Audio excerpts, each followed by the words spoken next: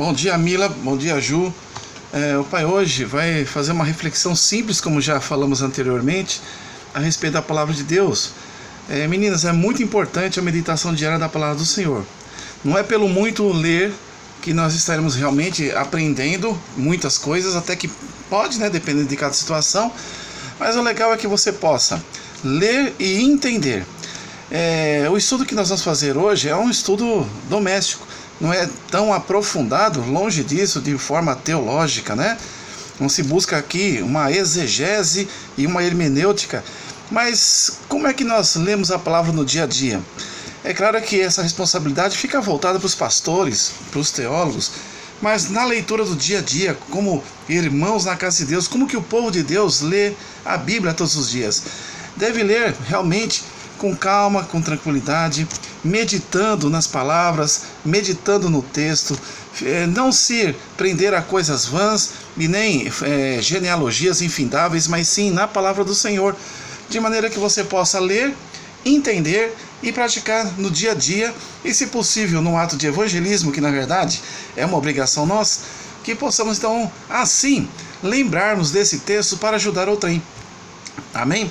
Então, como nós já falamos, a Bíblia é a nossa única regra de fé e prática, inclusive é um dos princípios da denominação batista, mas independente de denominação, não estamos aqui para estudarmos, para questionarmos placas de igreja e nem denominações, mas sim que possamos ter a Bíblia, como muitas igrejas têm, como única regra de fé e prática. O pai usa essa Bíblia Shed. Ela é uma Bíblia maravilhosa que ajuda bastante, você já tem acompanhado o pai com ela. Hoje nós vamos abrir no Evangelho de Mateus, no Novo Testamento, no capítulo 7. E estaremos, salvo engano, deixa eu confirmar, 4 versículos, que seria a nossa meditação doméstica, familiar, para esse dia. Glória a Deus. E que Deus possa nos abençoar ricamente com esse estudo. O texto é muito interessante. Já fala a respeito dos 2 fundamentos. Então, quando fala dos 2, significa que tem 2 situações que Jesus, o Espírito Santo, Deus, quer que possamos analisá-las e entendê-las. 2 fundamentos. Quando falamos a palavra fundamento, o pai gosta muito, às vezes, até de buscar muito o dicionário. Eu uso o Aurélio, como muitos assim o fazem, ou mesmo na internet, você joga o que significa a palavra fundamento. Fundamento é a base, é o alicerce, é a estrutura, é aquilo que resiste todas as coisas. Então, o fundamento é a pedra fundamental, é aquilo que se você tirar, abala toda a estrutura. É o alicerce. Você poderia falar nesse subtítulo, os 2 fundamentos ou os 2 alicerces. Mas os 2 fundamentos em relação a quê? Assim o texto vai nos falar. Na verdade, em relação à nossa vida espiritual, voltada para a família, no âmbito familiar, que é o quê? O nosso lar, a nossa casa, as nossas relações. Então, como é que andam os fundamentos, Mila e Julie, do nosso relacionamento matrimonial? Como é que anda os alicerces, Júlia e Camila, do nosso relacionamento profissional?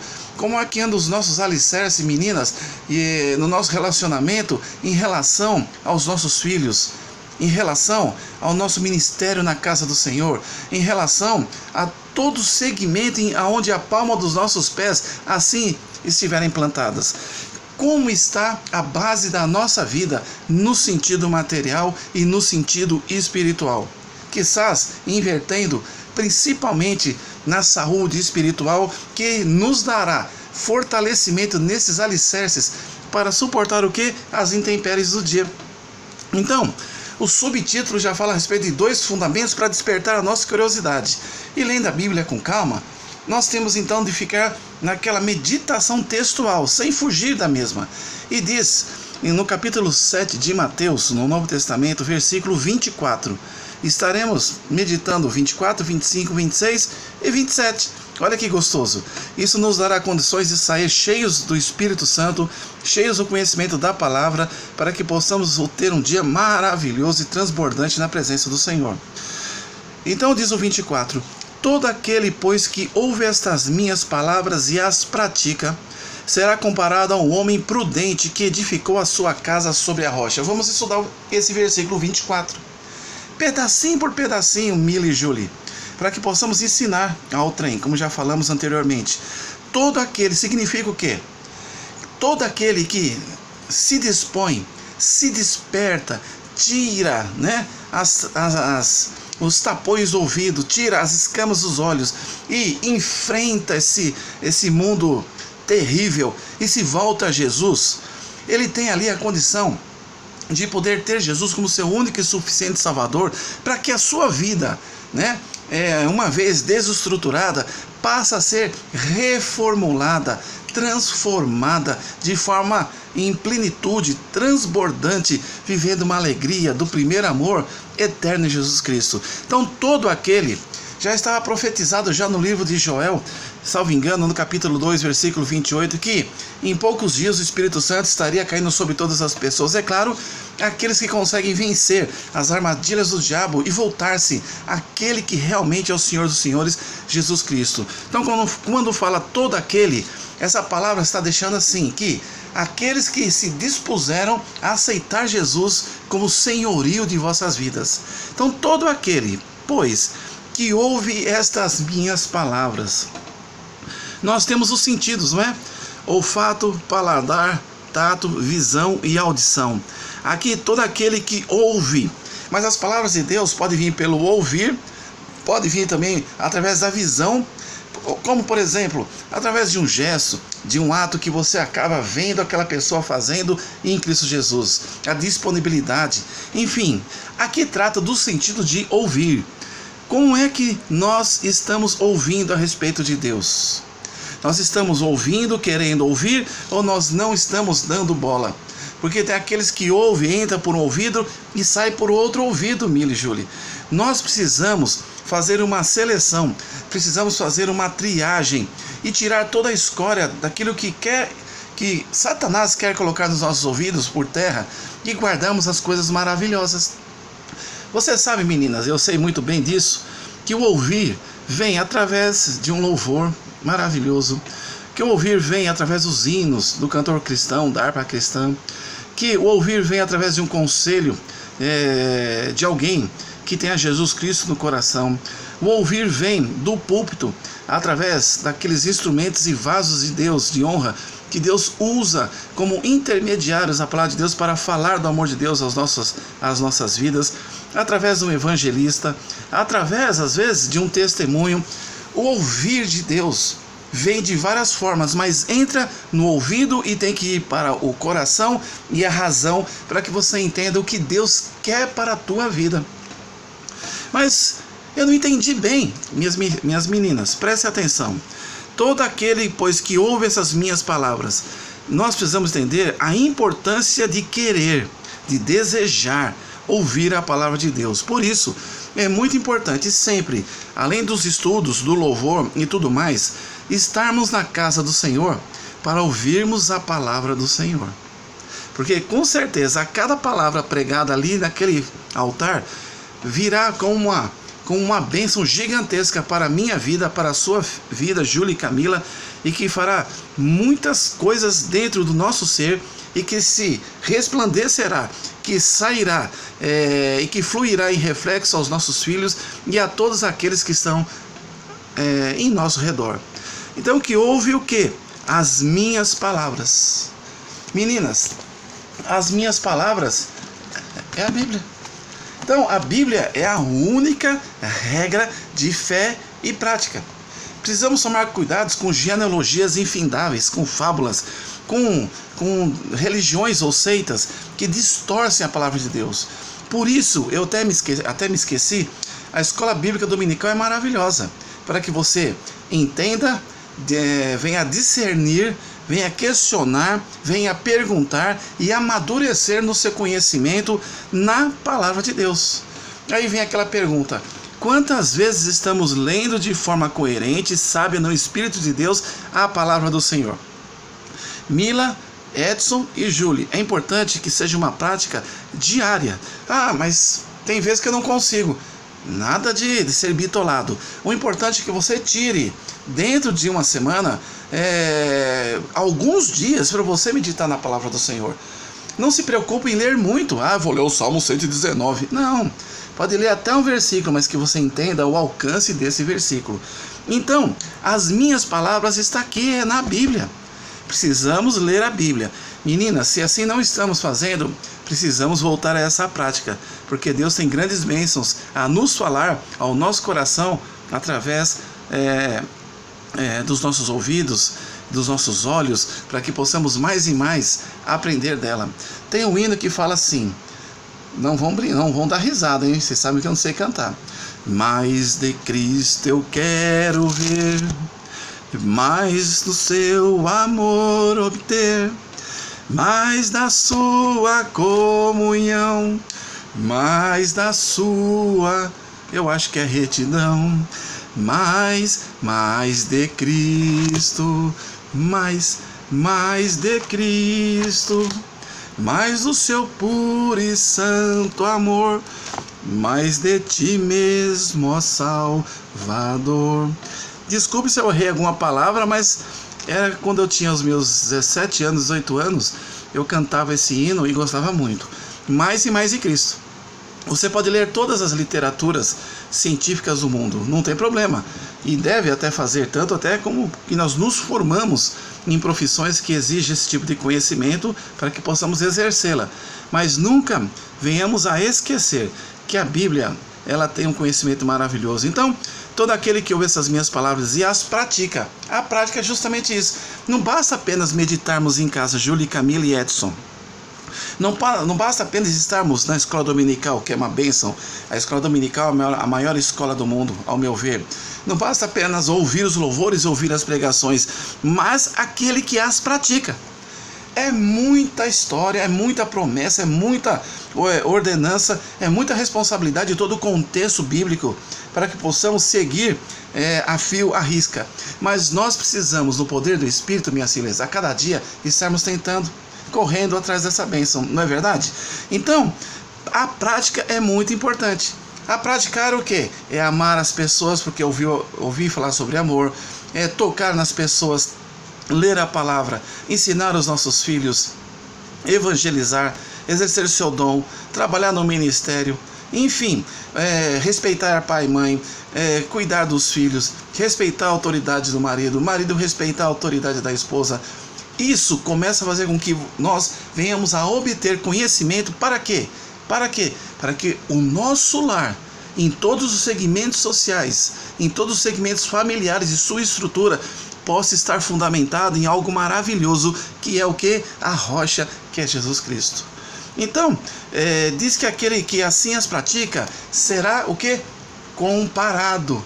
Olha aqui, a didática do Senhor Jesus. Comparado a quê? Para que possamos refletir no olhar e no ouvir da palavra de Deus. Comparado a quem? A um homem prudente que edificou a sua casa sobre a rocha. Está dizendo que aquele que ouve e pratica a palavra e a exercita, coloca em prática, que é o pragmatismo da palavra de Deus, ele é considerado, ele é comparado a um homem que edificou a sua casa sobre a rocha. Quando fala homem, é o homem, é a mulher, é a criança, é o júnior, é o adolescente, é o jovem, enfim, é todo ramo social que resolveu, aceitar Jesus e entende a necessidade de edificar a sua casa sobre a rocha. Então você, ouvindo a palavra, o Senhor Jesus nos fala que nós somos o quê? Prudentes.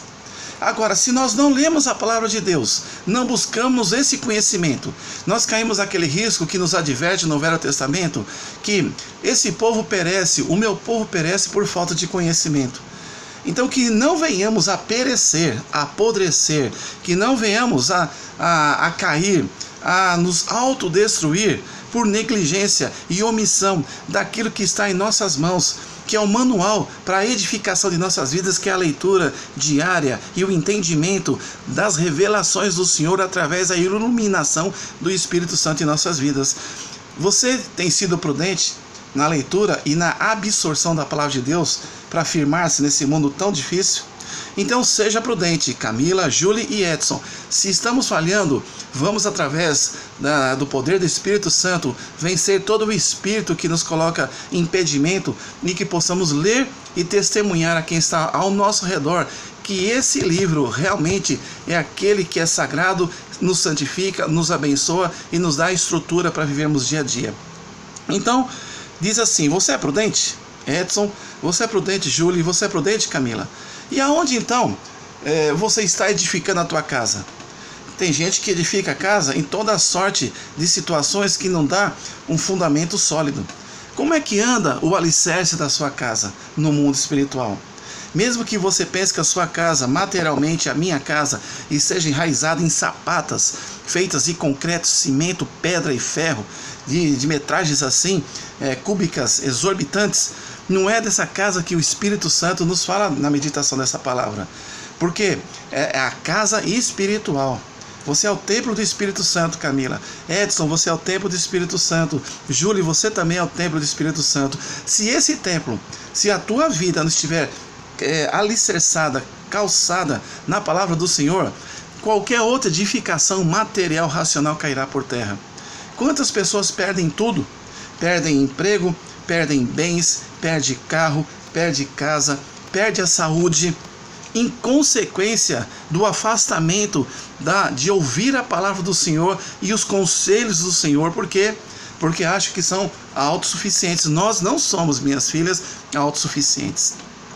Então, diz que edificou a sua casa sobre a rocha.